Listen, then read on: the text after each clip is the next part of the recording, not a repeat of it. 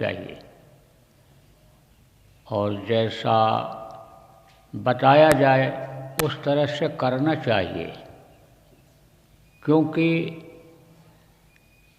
जैसे जैसे समय जीने का ख़त्म होता जा रहा है वैसे वैसे शरीर में कमज़ोरी आती जाती है और कमज़ोर आदमी कुछ नहीं कर सकता है, चाहे शरीर से कमज़ोर हो चाहे वो मन से कमज़ोर हो।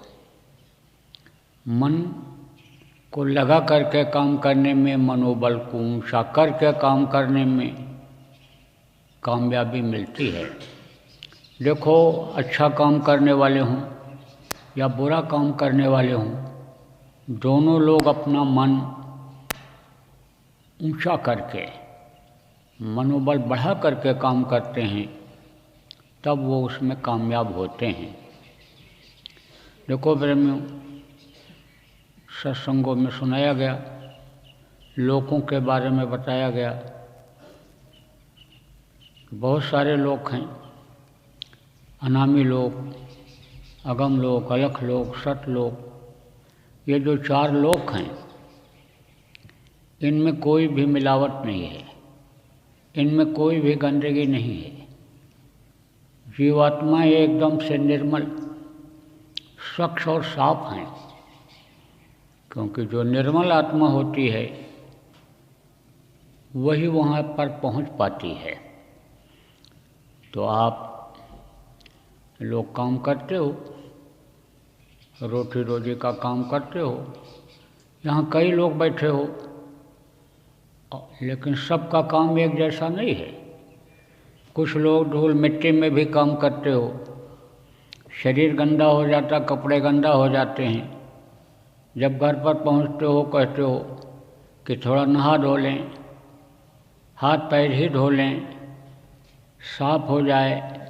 और जब सफाई हो जाती है शरीर की तो आपको हल्कापन महसूस होता है, निर्मलता जब आती है तो खुशी होती है।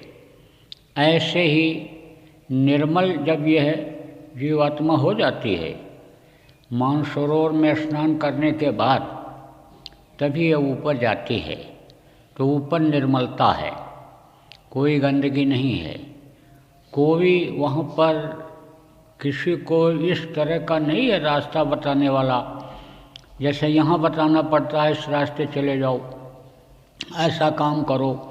वहाँ कुछ नहीं करना पड़ता है, वहाँ सब आज़ाद हैं, कोई कहीं भी घूमे कुछ भी करे, क्योंकि वहाँ सब जैसे यहाँ कहते हो कि ज्ञानी हैं, जानकार हैं, ऐसे वहाँ उन लोगों में है। तो कभी आप लोग, सब लोग, हम लोग वहीं पर थे, वहीं से इधर उतारे गए, और जैसे जैसे इधर उतारे गए तैसे तैसे समस्याएं उत्पन्न होती चली गईं। आप ये समझो कि सतलोक तक तो गनीमत थी, क्योंकि सतलोक तक तो एक जैसा ही है, वहाँ कोई फर्क नहीं है। उधर जैसे कोई कोई देश ऐसे होते हैं कि जिन देशों के जो शहर होते हैं वो समझो कि सब अच्छे होते हैं, कुछ प्रांत ऐसे हैं कि जहाँ का रहन सहन और जहाँ का खान पान और जहाँ का एक जैसा होता है। गांव भी जो होते हैं शहरों के प्रांतों में, कुछ ऐसे भी हैं कि जहाँ के गांव भी होते हैं, वहाँ भी शहर जैसी सुविधा होती है, वातावरण होता है। तो आपको समझने की ज़रूरत है प्रेमियों कि वहाँ पर तो सब यानी चारों ये लोग एक जैसे ही हैं, लेकिन जैसे इधर सत्पुरुष की मौज हुई और उन्होंने जीवात्माओं को उतारा, जैसे इधर समझो कि भंवर गुफा में आई, तैसे यानी समझो कि वो आनंद और वो सुख यानी समझो कि कम हो गया। और फिर जब 10वां द्वार पर पहुँचिए तो समझो कि यानी और कम हो गई, त्रिकुटी पर पहुँची तो वो सुख और कम हो गया। तो ऐसे तो ये जीवात्माएं रह नहीं सकती थी वहाँ। क्यों? क्योंकि वहाँ का वातावरण ऐसा नहीं था, ये बर्दाश्त नहीं कर सकती थी अगर सीधे उतार दी जाती। लेकिन कुछ दूर तक तो बराबर दया तेज जारी रही कि दया के भरोसे ही ये रहीं।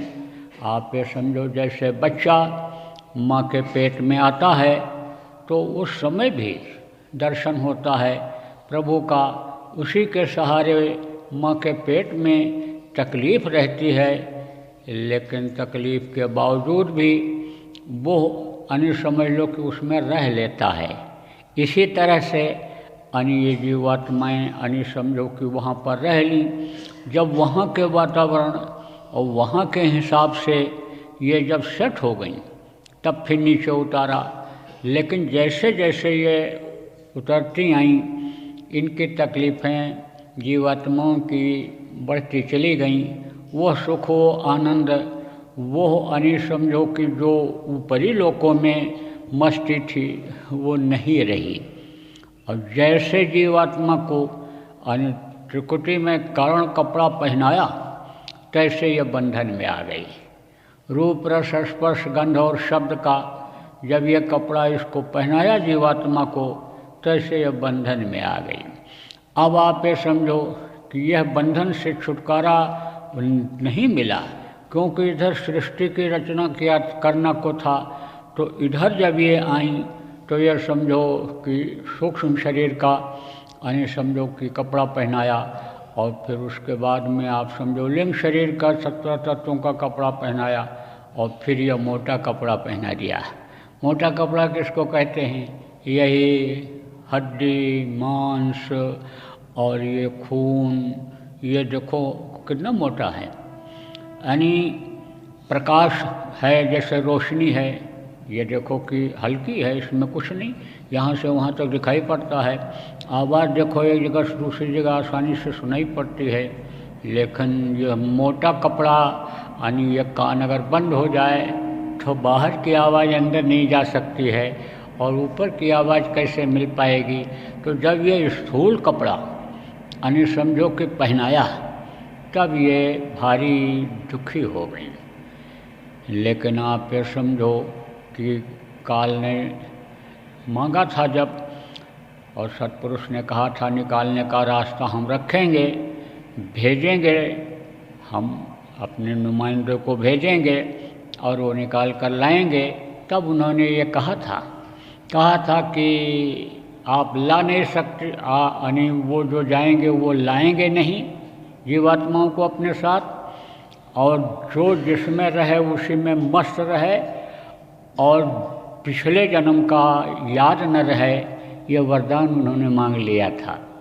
तो अब आप ये देखो जो जिसमें रहता है वो उसी में मस्त रहता है। ऊपरी लोग यानी जहाँ तक के कारण कपड़ा रहता है वहाँ तक के जो लोग हैं त्रिकुटी तक के, आप ये समझो उनमें यह जीवात्माएँ जो रहती हैं उसी में मस्त रहती हैं, उनको कोई ध्यान नहीं रहता है। इसीलिए सताने के लिए बताने के लिए समर्थ गुरु की तलाश करनी पड़ती है कि समर्थ गुरु जब मिल जाएंगे तो उनको याद दिला देंगे कि तुम समझो आगे बढ़ो, तुम्हारे ऊपर दया इसीलिए हुई है, तुम्हारा ये स्थूल कपड़ा इसीलिए छुड़वाया गया है, हटाया गया है, दया की गई है, तुमको अंधेरे से रोशनी की तरफ इसीलिए लाया गया है कि उसी प्रकाश में उसी रोशनी में आगे बढ़ जाओ। तो बराबर वो याद दिलाते रहते हैं। इसीलिए समर्थ गुरु की तलाश की जाती है कि समर्थ गुरु यहाँ भी मदद करें और अंदर में भी मदद करें।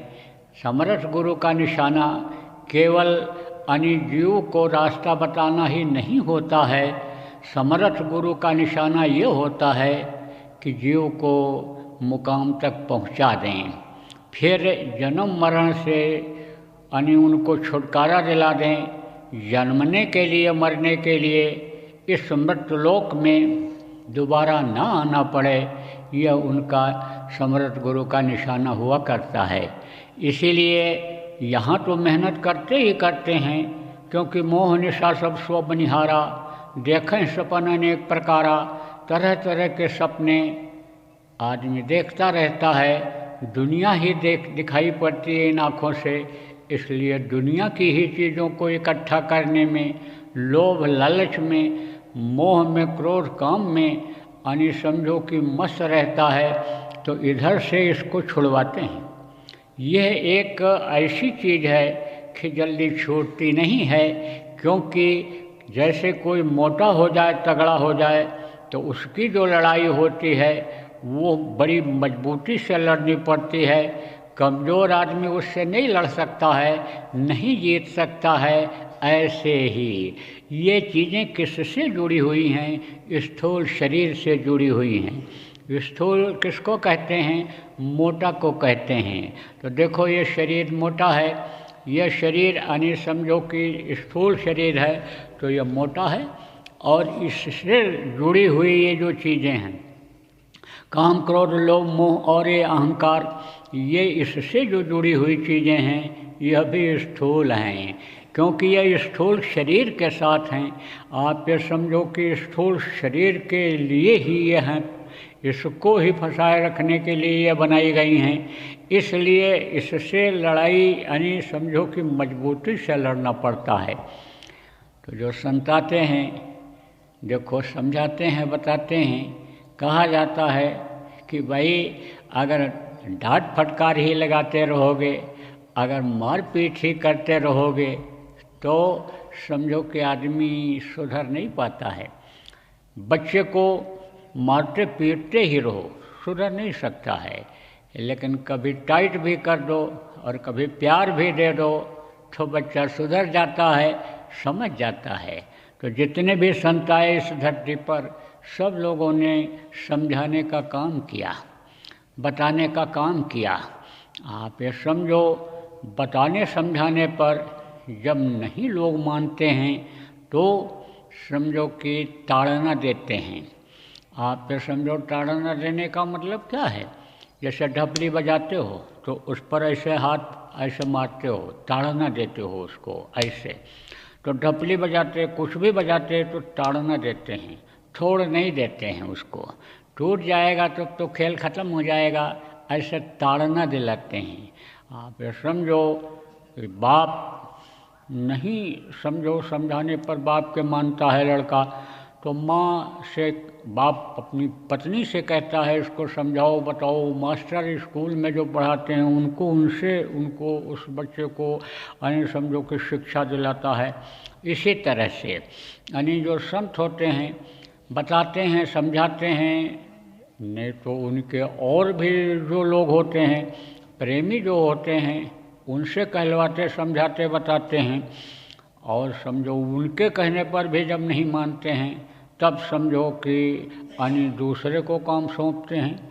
किसको काम सौंपते हैं? जैसे बहुत से पड़ोसी लोग हैं, कहते हैं इसको ज़रा डांट लगाओ, इसको ज़रा फटकार लगाओ। मास्टर जी लोगों से कहते हैं कि ज़रा कान भी इसका गर्म कर दो। इस तरह से किसी न किसी तरह से, जैसे बाप बेटे को सुधारने का निशाना बना लेता है, जैसे बाप यानी समझो कि यानी बेटे को पढ़ाने लिखाने का, योग्य बनाने का यानी निशाना बना लेता है और काम करता है, उसी तरह से जो संत सद्गुरु होते हैं जिसको अपना लेते हैं, उस बच्चे के लिए यानी समझो कि हर तरह से काम किया करते हैं। लेकिन ऐसा कोई काम नहीं करते हैं कि जिससे टूट जाए, जिससे वह अलग हो जाए।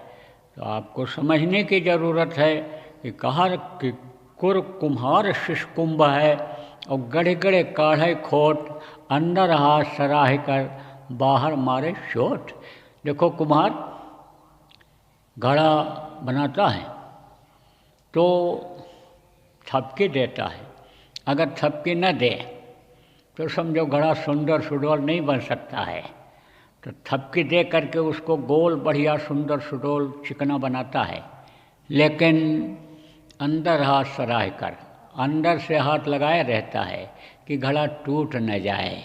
इसलिए यानी समझो कि संतों को अंदर से हाथ लगाए रहना पड़ता है कि जिससे यानी हमारा जो निशाना है, हमारा जो ये तीर है, ये चूक न जाए। कौन सी तीर? यह मरने वाली तीर नहीं, मन को मारने वाली तीर। यह जो बातों की तीर है, यह चूक न जाए, बात हमारा यानी समझो कि खराब न हो जाए, इसलिए हाथ लगाए रहते हैं, प्यार देते रहते हैं।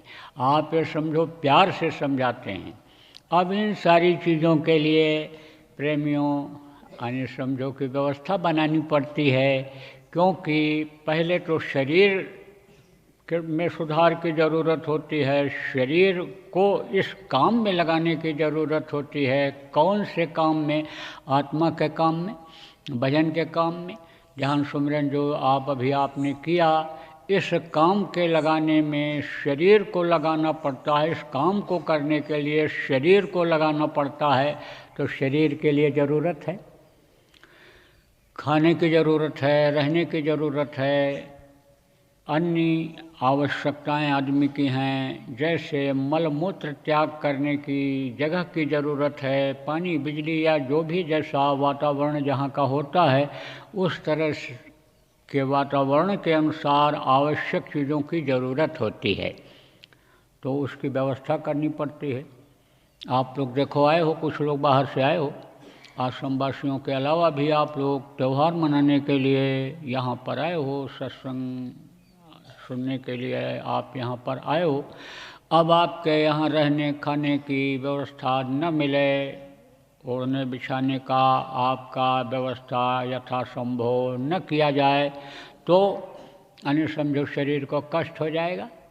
भूख लगेगी जब, या ठंडी लगेगी, आपको ठंडी लग जाएगी, तबीयत खराब हो जाएगी, तो भजन ध्यान में किसी में मन लगेगा? नहीं लगेगा। तो ये व्यवस्था बनानी पड़ती है। देखो, जिसको उधर की लत मिल जाती है, लत किसको कहते हैं? टेस्ट, जिसको इंग्लिश में कहते हो कि यानी टेस्ट मिल गया, जैसे कहते हो खाने की लत पड़ गई, खाने का टेस्ट मिल गया, बार बार मन कहता है यही चीज़ खाया। उस मालिक की दया की लत पड़ जाती है, उसके लिए तो ये चीज़ें नासमान रहती हैं। ये तो सब नासमान ही दिखाई पड़ती हैं कि ये सब मिट जाने वाली चीज़ें हैं, ख़त्म हो जाने वाली चीज़ें हैं। कोई भी ये परमात्मा में काम आने वाली चीज़ नहीं है। लेकिन लोगों के लिए करवाना पड़ता है, क्योंकि लोगों के कर्म खराब हो जाते हैं। न जानकारी में बहुत से लोग इसी शरीर से, जिससे अच्छा काम करना चाहिए, पुण्य करना चाहिए, न करके खराब काम करके पाप को इकट्ठा कर लेते हैं, बुरे कर्मों को इकट्ठा कर लेते हैं। तो यह आपको सत्संगों में बताया गया कि जब तक कर्म रहेंगे, यह जीवात्मा यानी समझो अंधेरे से प्रकाश की ओर जा नहीं पाएगी, इस जड़ शरीर को छोड़ नहीं पाएगी, चेतन को पकड़ नहीं पाएगी। तो इसलिए कर्मों का काटना जरूरी होता है। इसीलिए सेवा का विधान बना दिया जाता है कि सेवा करो। आपको कोई रोटी बना के खिलाता है तो आप भी उसके लिए कुछ करो, नहीं कुछ है तो समझो कि उसके लिए यानी समझो जो सर सफाई है वहाँ कर दो, उसका यानी समझो लेना देना अदा करने के लिए उसके लिए कुछ कर दो कि जो करता है उसके लिए श्रद्धा ही मन में, भाव ही अच्छे बना लो कि देखो दिन रात मेहनत करते हैं, भूख लगती है और ये मेहनत करके हमको बना के खिला देते हैं, तो समझो ये बहुत अच्छे हैं, गुरु महाराज इन पर भी दया करें। तो समझो मन से सोच लो, अच्छी भावना जुड़ जाए उनके साथ, तो समझो कि वो भी एक तरह का सहयोग होता है। देखो हर काम हर आदमी के बस का नहीं है, और ये देखा गया कि मोहन नारी नारी का रूपा पन्नगारी, यह चरित अनुपा, माया और भक्ति ये दोनों इकट्ठा नहीं रहती हैं। तो माया किसको कहा गया? औरतों को, रुपया पैसा को, और समझो कि भक्ति किसको कहा जाता है। जो गुरु कहें करो तुम सोई, जो गुरु कहते हैं उसको करना गुरु भक्ति कहलाता है। तो ये दोनों इकट्ठा नहीं रहती हैं। एक तरह से ये समझो कि ये सौतन हैं। सौतन किसको कहते हैं? एक यानी समझो कि पति की जो दो औरतें होती हैं, दो शादी लोग अज्ञानता में कर लेते हैं, ना जानकारी में कि भविष्य कैसा होता है, क्या हमको रिजल्ट परिणाम भोगना पड़ेगा, इसकी यानी समझो कि जानकारी जिनको नहीं होती है कि दुखदाई समय हो जाता है। आप ये समझो एक को संभालना लोगों का मुश्किल, लोगों के कहने में, परिस्थितियों में दो दो लोग कर दो दो शादी कर लेते हैं, लेकिन जीना मुश्किल हो जाता है। तो ये दोनों जो होती हैं सौतन हैं, इनमें आपस में नहीं पड़ती है ऐसे माया और ये समझो कि भक्ति, ये दोनों इकट्ठा नहीं रहती हैं। तो आप ये समझो जैसे जहाँ काम तहाँ नाम नहीं, जहाँ नाम नहीं काम, यानी समझो काम वासना जहाँ रहती है वहाँ नाम की कमाई नहीं हो सकती है। नाम वहाँ पर यानी जागृत नहीं हो सकता है। नाम तो खाली सुन लिया पड़ा रहता है, लेकिन समझो जैसे खेत में बीज पड़ा रहता है और जमता नहीं है तो उसका कोई फल नहीं निकलता है, पेड़ नहीं बढ़ता है। फल की इच्छा से बीज को डाला था लेकिन फल उसमें नहीं मिलता है। ऐसे ही अच्छी इच्छा से, ऐसे ही यानी सब कुछ पाने के लिए नाम लेता है आदमी, लेकिन नाम पड़ा रहता है, जहाँ का तहाँ ही पड़ा रह जाता है, उसमें विकास नहीं हो पाता, वो तरक्की नहीं हो पाती है। क्यों नहीं हो पाती है? कि वहाँ काम वासना रहती है। तो ऐसे जहाँ काम तहाँ नाम नहीं, जहाँ नाम तहाँ नहीं काम। आप ये समझो कि एक तरह से सौतन है। तो माया और भक्ति ये दोनों इकट्ठा कहते हैं नहीं रहती। तो किसी के पास धन नहीं रहता है, किसी के पास धन हो जाता है तो कोई धन से सेवा करता है, जिसको ये मालूम हो जाता है कि धन की सेवा का लाभ क्या मिलता है, तन की सेवा का लाभ क्या मिलता है, मन की सेवा का लाभ क्या मिलता है। तो कोई साग सब्जी ला दिया, कोई और सामान मुहैया करा दिया, किसी ने बना दिया, किसी ने खा लिया। तो आप ये समझो इसमें भी एक दूसरे का कई जन्मों का प्रेमियों लेना देना अदा करना होता है। देखो आप लोग, कुछ लोग यहाँ पर कुछ सीखने जानने समझने के लिए आए हो। आपको समझने की प्रेमियों ज़रूरत है कि आपको भी जो भी ज्ञान मिला, इस शरीर का ज्ञान जो भी आपको मिला, जो भी आपको जानकारी है, बोलने का, उठने बैठने का, कहने का, सुनने समझाने का, यह जो ज्ञान हुआ है, इस शरीर से जो काम आप करते हो, आपको भी किसी ने बताया, सुनाया, समझाया होगा। कहते हैं माँ के पेट से यानी समझो कि कोई भी सीख करके नहीं आता है। आदमी को समाज सिखाता है, आदमी को परिवार सिखाता है, आदमी को गुरु सिखाते हैं। वो कोई भी वहाँ से माँ के पेट से परिपक्व हो कर के नहीं आता है, ऐसा कुछ ज्ञान लेकर नहीं आता है कि जो शरीर के लिए भी कुछ कर सके। वो तो उसको समाज सिखाता है, परिवार सिखाता है। परिवार और समाज से अगर अलग कर दिया जाए तो आप का जो जीवन है वो एकांगी हो जाएगा।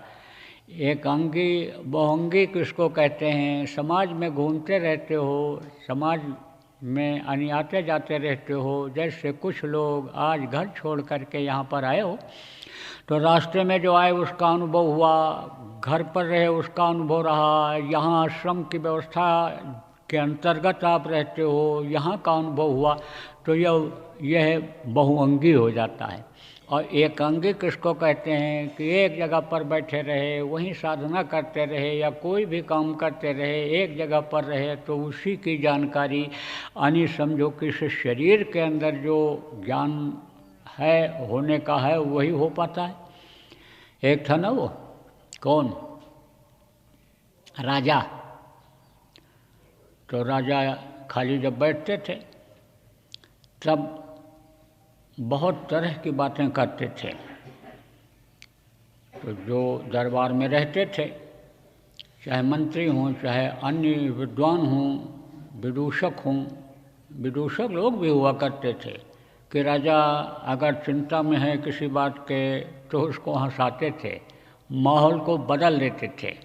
ऐसी बात बोलते थे कि आदमी हंसी को रोक नहीं पाता था। तो हंसी खुशी एक ऐसी चीज़ है कि जो यानी आदमी के स्वास्थ्य के लिए, दिल दिमाग के लिए बहुत ही फायदेमंद होता है। तो राजा यानी बैठा रहते थे राजा लोग, और बहुत सा अनुभव जो राज दरबार से निकल कर के समाज में जाते थे, घर में जाते थे, बाजार में जाते थे, उनको जो होता था वो अनुभव भी राजा को लोग बताते थे, राजा को जानकारी हो जाती थी। क्योंकि राजा का मतलब क्या होता है, किले के अंदर रहना। राजा किले के अंदर रहता था। आप ये समझो जैसे मिलिट्री एरिया होती है, एक कैंपस होता है, तार के अंदर ही रहना, तार के अंदर ही खाना, तार के अंदर ही सोना, तार के अंदर ही अपना जो भी क्रिया करना है, जो भी कर्म करना है, जैसे नौकरी करते हो आप, उनका जो काम है वो वहीं पर करना, वहीं दौड़ लगाना, वहीं तैयारी करना, वहीं सब करना रहता है। ऐसे ही यानी उनका भी एक कार्य क्षेत्र खाने का, रहने का यानी सीमित हो जाता है, समय समय से निकलते हैं, लेकिन उनको भी लोग घेर लेते हैं। राजा महाराजाओं का दर्शन करने के लिए लोग उत्सुक हो जाते थे, दिव्य रूप माना जाता था उनको, और हैं भी वो आत्मा स्वर्ग और वैकुंठ की, क्योंकि चूक गई तब पुण्य छेड़े मृत्यु लोके, इधर उनको उतरना पड़ा। तो बैठा हुआ था राजा, चर्चा हो रही थी। तो राजा ने कहा कि भगवान देखो बड़ा शक्तिशाली है, बड़े विशाल उसके यानी समझो कि हाथ हैं, लंबे हाथ हैं उसके, और समझो कि वो सबकी परवरिश करता है और सबको सब कुछ बताता सिखाता है। तो वहीं पर यानी समझो कि मंत्री बैठा हुआ था। मंत्री लोग विद्वान होते थे और बुद्धिमान भी होते थे। राजा तो खाली राजा जैसा होता था, लेकिन मंत्री जो होते थे राज्य को चलाते थे। चाणक्य जैसे मंत्री ने चंद्रगुप्त के काल को स्वर्ण युग बना दिया था, लेकिन त्यागी था, नदी के किनारे रहता था, अपना पका के खाता था, और समझो कि जो धन उसको मिलता था उस धन के अलावा एक पैसा राज्य का खर्च नहीं करता था, राजकोष का। तभी तो उसमें ताकत आई। कहते हैं ना, मेहनत और ईमानदारी की कमाई से बुद्धि सही रहती है, ज्ञान रहता है, आदमी आगे बढ़ जाता है, तरक्की कर जाता है। तो समझो कि मंत्री बैठा हुआ था। मंत्री ने कहा नहीं, करने वाला तो सब वही है, करता तो सब वही है, लेकिन इंसान से कराता है। उसकी ऐसी व्यवस्था है कि इंसान से ही कराता है, इंसान से ही यानी ज्ञान कराता है, इंसान से ही यानी बुद्धि दिलाता है, इंसान से ही सब कराता है। लेकिन समाज जरूरी होता है। घर जैसा होता है, कहते हैं कि बच्चा उसी तरह का होता है, उसी तरह का पलता है, उसी तरह का अच्छा निकलता है। जैसे प्रेमियों आपको समझाया जाता है कि बच्चों को उठना बैठना तौर तरीका कम उम्र से ही यानी सिखाना बताना शुरू कर दो। उनको भजन ध्यान में, सुमिरन में लगाना, प्रभु को याद करना, नियम जो घर का है, समाज का है, देश का है, उसको सिखाना शुरू कर दो। क्योंकि कम उम्र के जो बच्चे होते हैं बहुत ही समझो कि यानी अच्छाई से यानी ताजे बुद्धि से अपने कोई चीज़ को पकड़ लेते हैं, समझ जाते हैं। देखो इस समय पर कुछ बच्चे ऐसे हैं सत्संगियों के जो बराबर ये सत्संग हो रहा है इसको सुनते रहेंगे और सुन रहे होंगे, क्योंकि ये लाइव करते हैं तो वो सुनते रहते हैं। यूट्यूब पर पड़ा रहता है, वो सुनते रहते हैं। और उनको कोई चीज़ जो इस तरह की होती है वो याद हो जाती है और उसको अपने जीवन में वो घटा लेते हैं। आप बूढ़े हो, आप जवान हो, आप तो इन चीज़ों को भूल जाओगे उम्र के अनुसार। बूढ़े हो तो बूढ़ों को तो भूल ही जाता है, और जो जवान हो अपने काम धंधे में लग जाओगे। बहुधंधी आदमी जब से हुआ तब से समझो कि ऐसी चीज़ों को जल्दी भूलता है और मन भी यानी समझो उधर ही लगा रहता है, बहुत धंधे में लगा रहता है, गोरख धंधे में लगा रहता है। इसलिए यानी समझो कि ये बातें भुलवा देता है, तो ये बातें भूल जाती हैं। लेकिन बच्चों का निर्मल मन होता है, निर्मल मन जन सो मोह पावा कहा, तो निर्मल मन होता है तो वो इस चीज़ को पा जाते हैं, ग्रहण कर लेते हैं। इसलिए यानी समझो कि बच्चों को यानी बताया जाता है, समझाया जाता है कि बच्चों तुम अपना खान पान जो यानी शरीर को नुकसान करे ऐसा ग्रहण मत करना, खान पान सही रखना, ऐसी चीज़ों को मत खाओ कि जिससे अभी से मशीन ख़राब हो जाए। देखो ये मशीन ही तो है, शरीर मशीन है, तो मशीन जब ख़राब हो जाती है तब समझो कि उत्पादन ठीक से नहीं हो पाता है। ऐसे ही ये मशीन जब ख़राब हो जाती है तो खून नहीं बनता है, मांस नहीं बनता है। जब इस पर लोड ज़्यादा पड़ जाता है, ऐसी चीज़ों को जब ज़्यादा खा लेता है कि जिसको लिमिट में खाना चाहिए, तो आप ये समझो कि यानी वही चीज़ नुकसान कर जाती है और स्वास्थ्य खराब हो जाता है। स्वास्थ्य खराब हो जाता है तो आगे फिर विकास उसके शरीर का नहीं हो पाता है, और स्वास्थ्य ही खराब है तो समझो दिल दिमाग भी एक तरह से उसी के अनुसार कमज़ोर हो जाता है, भूलने की आदत हो जाती है, चक्कर आता, आदमी क्या कर सकता है। तो इसीलिए यह यानी बताया, सिखाया और समझाया जाता है, और बच्चे इस चीज़ को पकड़ते हैं। आपको भी इसीलिए चाहिए कि बच्चों को सत्संग सुनवाते रहो, बच्चों को नाम धुनी बुलवाते रहो, बच्चों को यानी समझो कि आप यानी ध्यान भजन में बैठाते रहो। और आप जिन बच्चों के लिए करते हो, आप ये समझो दिन रात दौड़ते हो, मेहनत करते हो, धन इकट्ठा करते हो, घर बनाते हो कि हमारे बच्चों के काम आएगा। आपकी ज़रूरत से जो तनख्वाह बच जाती है, व्यापार से जो बच जाता है, उसको जमा करते हो कि हमारे बच्चों के काम आएगा। ये व्यापार में हमारे बच्चों के लिए पूंजी जो मैं जमा कर रहा हूँ ये काम आएगी। तो जिन बच्चों के लिए इतना करते हो उन बच्चों का भविष्य अच्छा बने, इसलिए बच्चों के लिए ही सही आप लोग भी सुमिरन ध्यान भजन जो गुरु का आदेश है उसको करो, और उन बच्चों को भी आप प्रेमियों कराओ। तो मैं आपको ये बता रहा था कि राजा ने कहा सब वही करता है। तो मंत्री ने कहा नहीं, मनुष्य भी मनुष्य के काम आता है, और मनुष्य भी मनुष्य को शिक्षा देता है। घर समाज का होना बच्चे के लिए ज़रूरी होता है, वातावरण का होना बच्चे के लिए, बच्चे के दिल दिमाग बुद्धि और शरीर के विकास के लिए ज़रूरी होता है। तो कहा कैसे? तो कहा आपको समझाने पर तो देर में समझ में आएगा, प्रैक्टिकल करके मैं यानी समझो कि आपको अनुभव करा दूंगा। तो कोई चीज़ देखो यानी समझो जब मुकदमे में यानी समझो कि नज़ीर दे करके वकील लोग कामयाबी हासिल कर लेते हैं, मुकदमा जीत जाते हैं, तो वही नज़ीर बन जाता है, उदाहरण हो जाता है। दूसरे वकील लोग उसी को पढ़ते हैं और पढ़ करके और याद दिलाते हैं कि इस सन में इस बेंच ने यानी समझो ये फैसला इसी केस में किया था, और उसी के आधार पर यानी वो भी मुकदमा जीत जाते हैं, तो वो एक तरह से नज़ीर बन जाती है।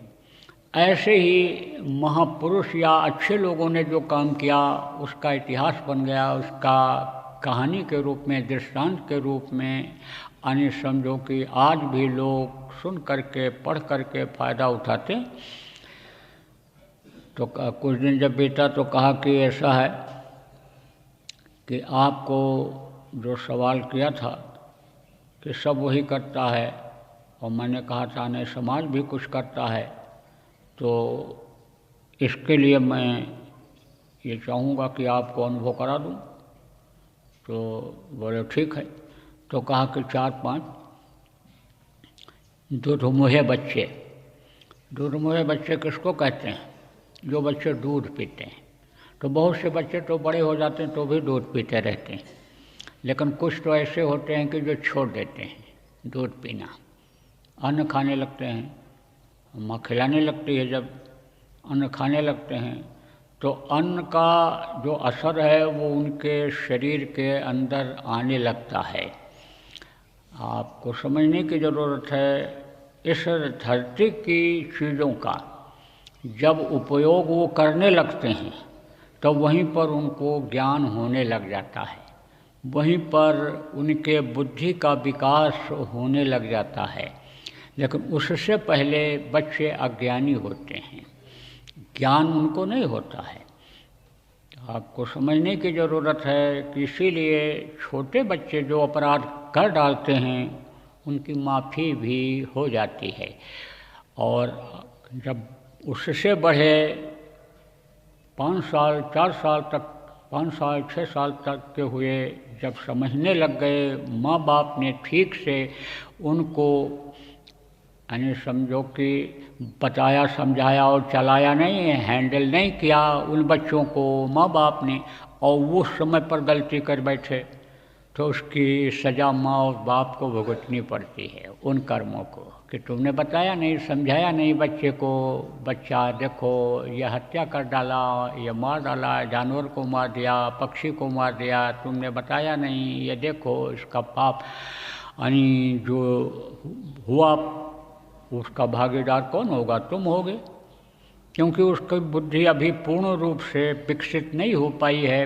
परिपक्व नहीं हो पाया है, और तुम बताए नहीं तो तुम्हारी गलती है। तो छोटे बच्चे को ज्ञान नहीं रहता है। छोटे दूधमुहे बच्चों को बुलवाया और जंगल में एक झोपड़ी बनवा दिया, खाने पीने का सारा इंतजाम वहाँ करा दिया, और गूंगी और बहरी यानी एक आया को, आया किसको कहते हैं? जो बच्चों की परवरिश करती है उसको आया कहते हैं। कुछ बच्चियां ये जो नौकरी करती हैं तो वो रख लेती हैं आया को, नौकरानी जिसको बहुत से लोग कहते हैं, और बच्चों को खिलाती है, बच्चों को वो पहनाती है, बच्चों को सुलाती है, रोली सुनाती है। हालांकि उससे बच्चे का विकास उतना ही बुद्धि का हो पाता है, तौर तरीका रहन सहन उतना ही सीख पाता है जितनी उसको जानकारी नौकरानी को होती है।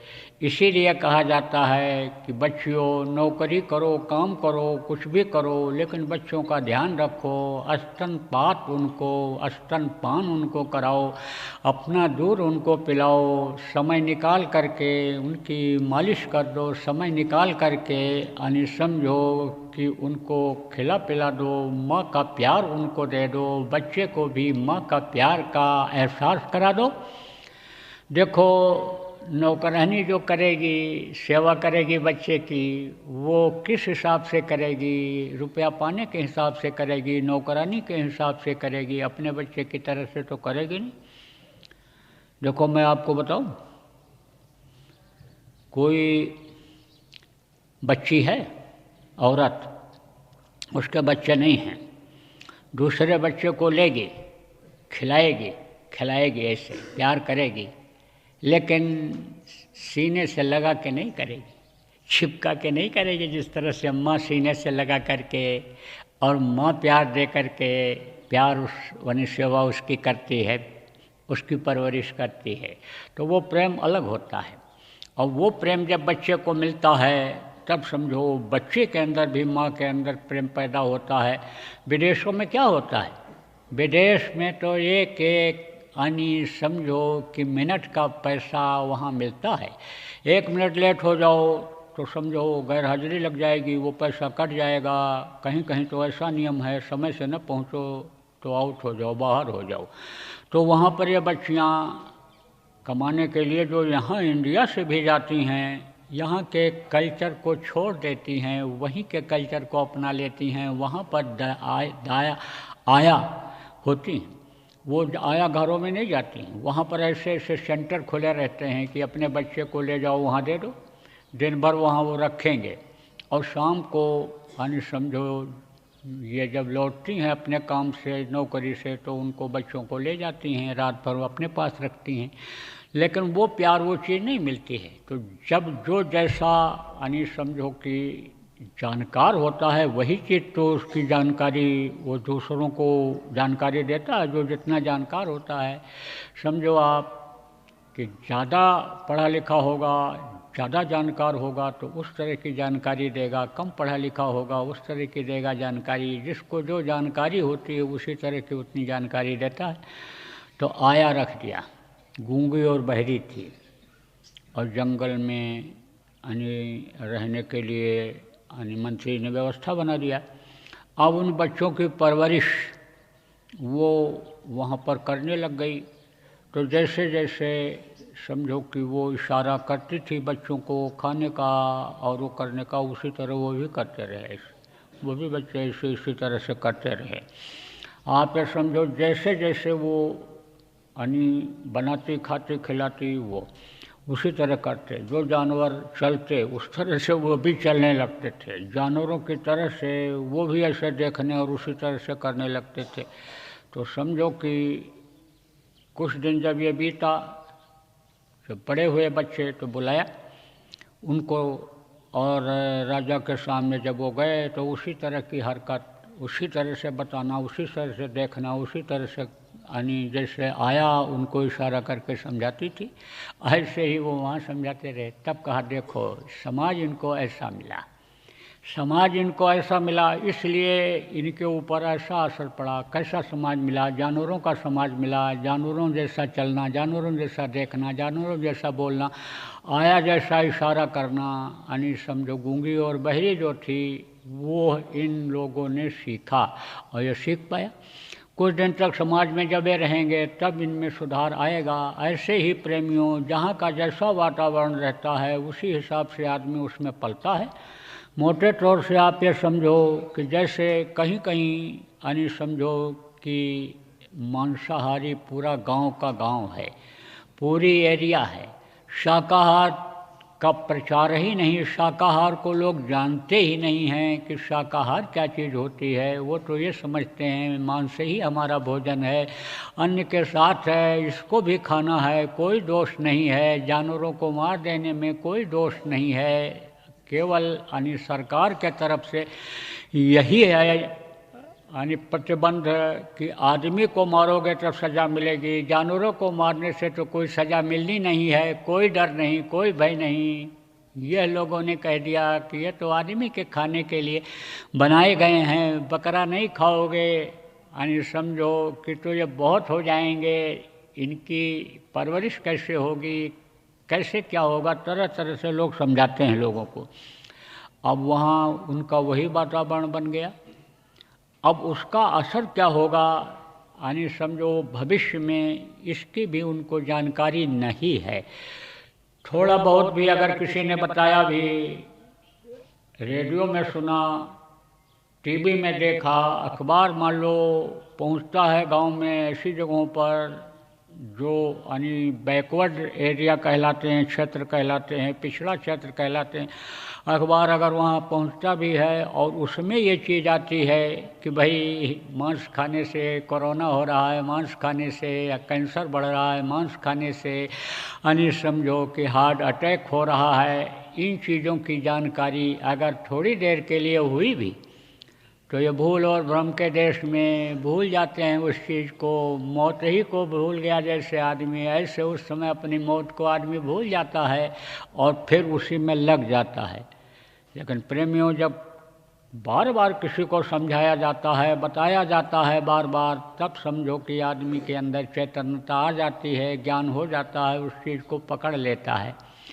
तो कोई भी काम हो अगर करना है तो लग करके करना पड़ता है, सीख करके करने में उसमें कामयाबी मिलती है, तो देखो ये जितनी भी व्यवस्था ये बनाई जाती है, चाहे यह प्रचार प्रसार की हो, चाहे यह काम की हो, चाहे ट्रेनिंग की हो, जो भी हो, ये सब क्या है, यह एक तरह से लोगों के हित का होता है। भटके हुए को रास्ता बताना यह पुण्य का काम होता है। तो जब दूसरे को बताते हो, दूसरे को खिलाते हो, दूसरे को सुख सुविधा देते हो, तो उसका लाभ मिल जाता है और वो इस परमार्थ में सहायक हो जाता है।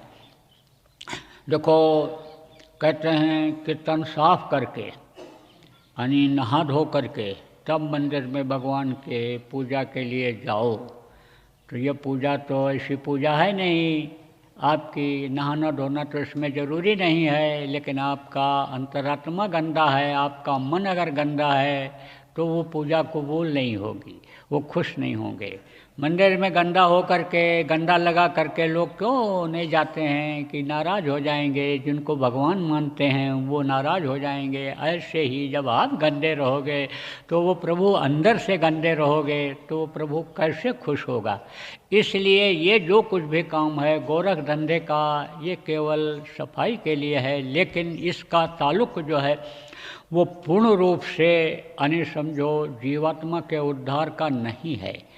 काम आपका तभी बनेगा जब आप बाहर की सफाई करके यानी मन को साफ करके, मन बाहर यानी समझो कि जीवात्मा के बाहर जो कर्म लगे हैं उसकी सफाई करके और मन को साफ करके, जब मन को लगा करके यानी जीवात्मा का लिए काम करोगे तब उसमें कामयाबी मिलेगी।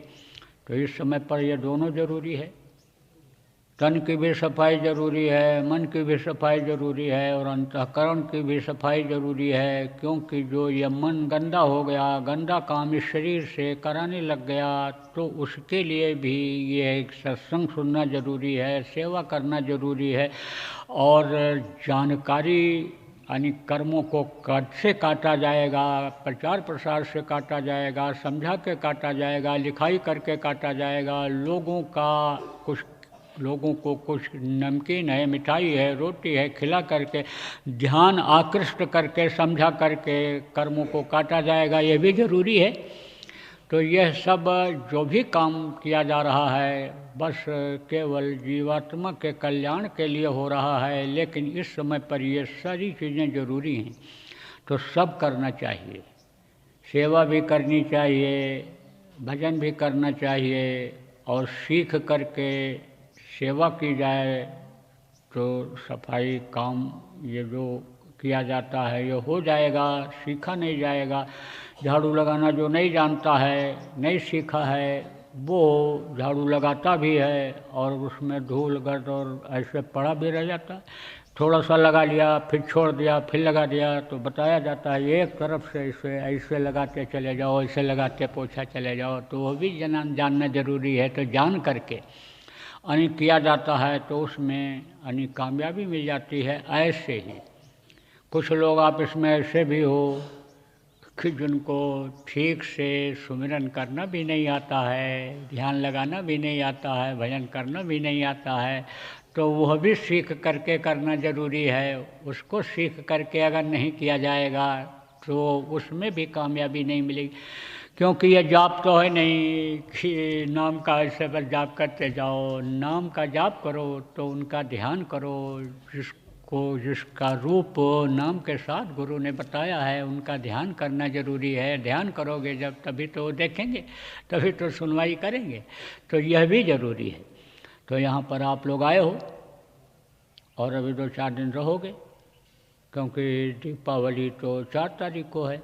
तो पहले जब आ गए हो तो हर काम को सीखो और उसके बाद तब करो। सिखाने के लिए यानी समझो कि एक आदमी हर काम में माहिर नहीं होता है, लेकिन जो समाज होता है, जो आपका यह सत्संगी समाज है, इसमें आपको हर तरह के लोग मिल जाएंगे। तो आप एक दूसरे से पूछो, समझो, सुमिरन समझो, ध्यान समझो, भजन समझो और ये सेवा करने का तरीका समझो। समय को अपने बेकार मत जाने दो प्रेमियों, समय की बड़ी कीमत होती है और समझ करके जब करोगे तो समझो कि उसमें कामयाबी मिलेगी।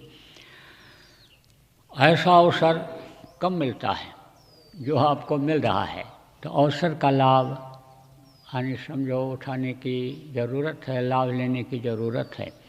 तो बोलो जय गुरुदेव, जय गुरुदेव,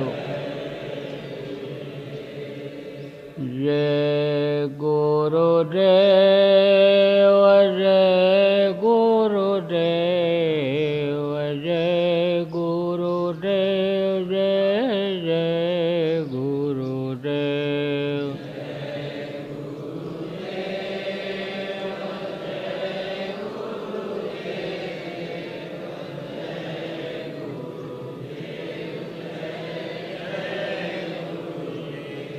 जय गुरुदेव, जय गुरुदेव, जय गुरुदेव, जय जय गुरुदेव।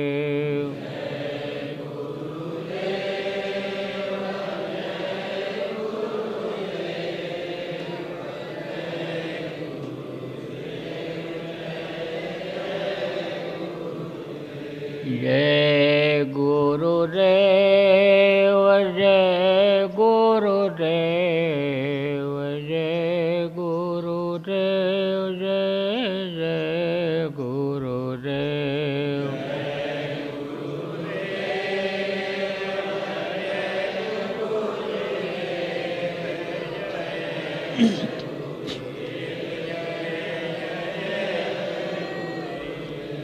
जय गुरुदेव, जय गुरुदेव,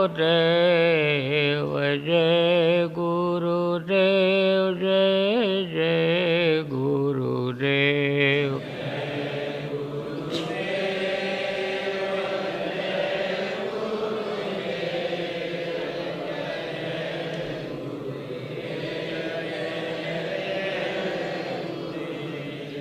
जय गुरुदेव, जय गुरुदेव, जय गुरुदेव, जय जय गुरुदेव।